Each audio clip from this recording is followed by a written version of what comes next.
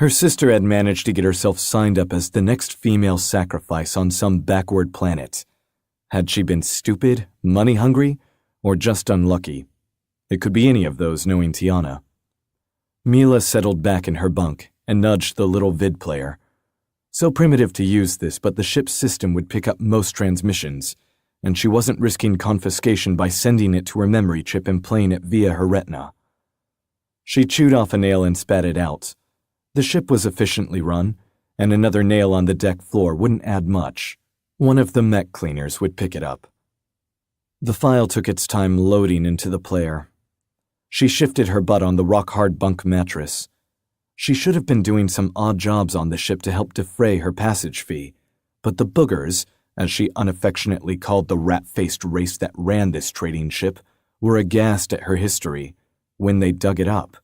She was annoyed that they'd managed to find that.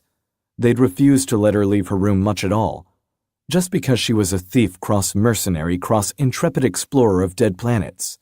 As if she'd steal from them or kill them in their sleep. Phuh.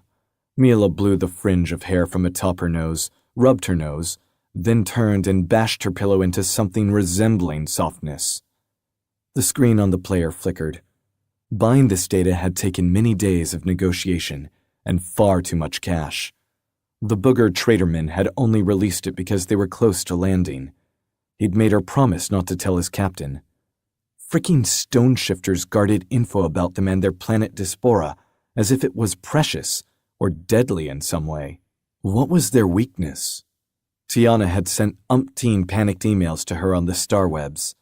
The gist of most was, "I'm being sacrificed to a stone shifter called Lord Zarblu. Help!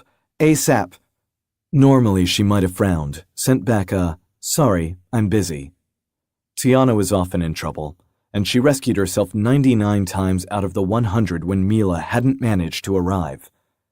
Except, Mila swallowed, remembering, the last planet she'd been on had been one motherfucker of a place, and not quite dead.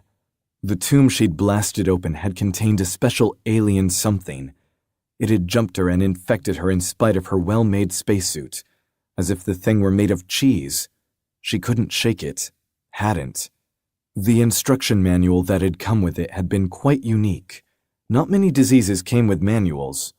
A shiver ran through her. The thing was slow-growing but sent her chills regularly. She held her splayed fingers before her eyes.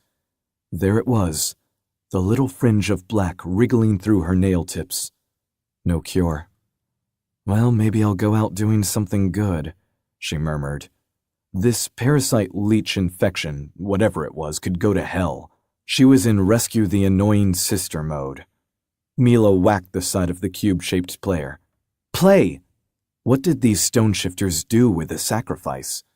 Sacrifice sounded bad if she went by the dictionary definition. The vid began. Blinking ceased as she took in what it showed. Oh, fuck. That? The size of the shifter's male appendage was a problem. Dick was too insignificant a word. She needed a new one like Lollapalooza Ramadam Ding Dong. When these dudes shifted, they shifted. No sound, but she could imagine the screams from the woman tied to the sacrifice table.